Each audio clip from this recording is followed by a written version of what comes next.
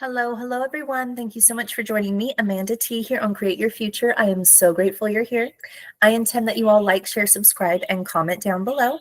This video is going to be on gratitude and how to actually use it efficiently to manifest. And before I dive in, go ahead and check out our free course, how to manifest anything fast and get past those blocks. Also, I am still 50% off coaching, so go ahead and book now. So you guys, the first thing that I'm going to say when you're trying to use gratitude actually efficiently, because I know we all hear it a lot, gratitude is the attitude and blah, blah, blah, but how do you use it so it actually benefits you? That's what we're going to get into. So, also I did just remember that I want to let you guys know that my next videos are going to be on visualization. And then I also have a great success story, how to manifest the impossible even. Go ahead and check those out next 2 weeks. So you guys, how to use gratitude. The first thing is go over just once a day. I like to do it in the morning. This has helped clients and also friends in my personal life get through depression and other things that are coming up. Is every morning they start making a list of what they are grateful for. And just that, if they can do nothing else and they're kind of in a dark place, that's the very first thing I start with, is just start naming the things you're grateful for. Try to make it as long as you can. If you can only get 3 things, then you got 3 things. And then the next thing, maybe it'll be 5 things. And then maybe it'll be 2 things. And maybe it'll be 7 things. And before you know it, it's going to get longer and longer. There's times where it's like, I've had a whole page of things I'm grateful for, and I'm just in tears, like, oh, thank you for so much abundance. I feel so good. So good. It's unbelievable. What gratitude can do when you're really feeling it in the moment.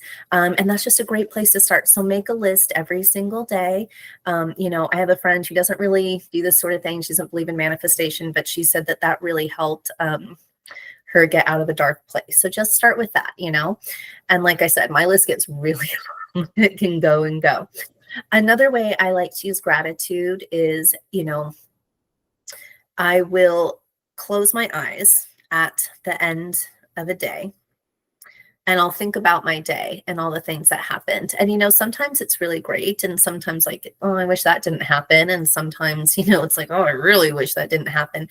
And you go and you play it over in your head and just think about all the little abundances and things you do have to be grateful for, and pick them out and actually be grateful for the hard things as well. Maybe you actually learned something in that conversation. Maybe your eyes were opened a little bit. Maybe, you realize you don't need to take everything so personally. The reason I'm saying that is because this is going to lead into when I like to use gratitude the most, actually, is when things are kind of falling apart. That's actually the best time to pull it out, to remind yourself not to take these things for granted and to be grateful for them. So like, I like to use Candyland as an example. If you've ever played that game, if you haven't, it's just a colorful kids board game, and you pick cards on whether you're going to move forward or backward. And, my son, he's young, he's 7, he always wants to win. And sometimes he'll be about to win, and then you pick the card and you're all the way back at the beginning, just like the game of life, right? It feels like that. And so for him, that's a really big blow. He wants to win, just like we do, like in our, grown-up adult lives. We want that. And now it's funny. He even tells his friends if he's playing that game and they start to lose, he's like, here, this is what my mommy taught me to do, because he always wins, because he says grateful. So he picks the card. If it's a good card, great. He normally doesn't celebrate it because he's taking it for granted up until he gets the bad card, right? He gets the bad card. He has to move back. You'll start hearing grateful. And I do the same thing. And then normally within the next couple moves, he's won, to the point, like I said, he tells everybody about it. Here's what you do.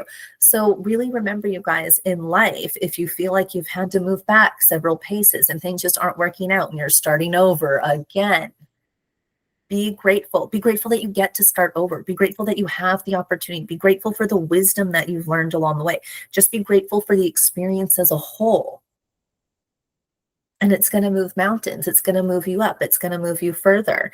The other thing that I like to do is, well, I use it all the time, actually. So, if I lose my chapstick, because I lose my chapstick. Oh my God. And then I find it. I'm grateful, you know, things like that. Oh, I ran into this thing that I needed to remember to do. Oh, grateful. Thanks for that reminder. You know, instead of saying thank you, I'm saying I'm grateful that this was brought to my attention.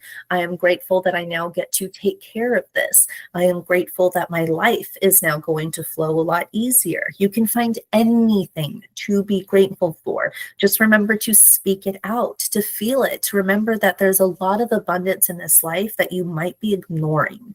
And that's actually the key part. You don't want to be taking the things that you have manifested in your life, your home, your shelter, your SP, you know, whether they're around or not.